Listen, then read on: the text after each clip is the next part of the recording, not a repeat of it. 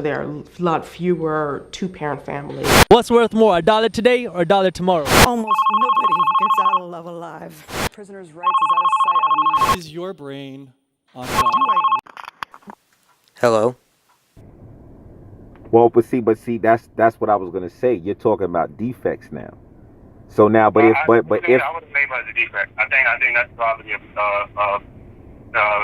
bad way to think about it. no, not. See, that's why I want to stress the term defect. He said people will look at me and say, how the fuck could you say defect? Because you look at defect as being something negative, right? But if we applied the same type of a situation, right, to something else that's socially acceptable, and you could look at it as considered being a defect, then you're a hypocrite.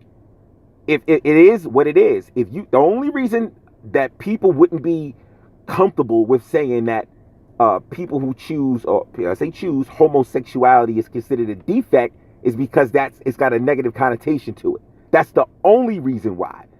That's the only reason why. But you're giving me this, but it's the same thing. We're talking about the same thing. If I'm looking at nature the way that a woman's body was made up, right? She's supposed to have a period. So being that she's not having a period, that's a defect. However you want to slice it. Now we can go, let's think about an engine of a vehicle or something. If it got a 4-cylinder vehicle and all the cylinders are supposed to be firing the way they're supposed to be firing, if one cylinder is not firing the way it's supposed to be firing, then that shit has a fucking defect. It is what it is. It is what it is.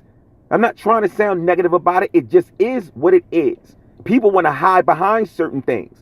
They want to try to hide behind some shit.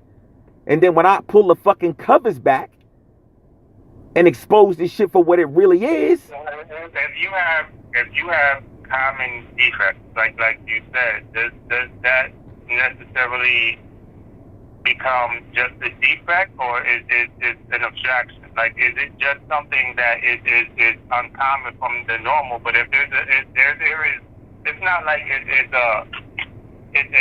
so uncommon that it's not existent, right? Like, it's not like it's one person, two people. Like, there's a crop of people. If I would say to myself, like earlier this year, I had to take off from work 2 months, because I had broke a bone in my foot. And this bone in my foot, though, is called an perineum bone. To find out that only 30% of that people have this bone in their body, in their foot.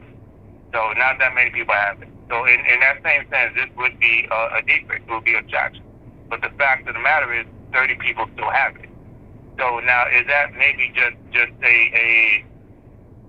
if you have something that is common, the percentage, is that just a minority more than actual, just a straight up fucked up way of working, or this is just something that happens to people? Like after a while, how much do you actually put into it that nature works in its own course? Nature, for the most part, has certain things that it does because it works. You know what I mean? It does it because it works, well. But the body is so tricky that it's going to do these certain things that are differently. And a lot of it is because we still don't know the body. I mean, the gender could be broken down. So far, it has been broken down to one gene that kicks in your puberty. And people act a different way according to that puberty. That's why your mind starts changing after a while. But if it's known to do these things that are different, and you have this percentage, how much can you just automatically always say this is just a fucked up part of nature, or this is just something else that nature does?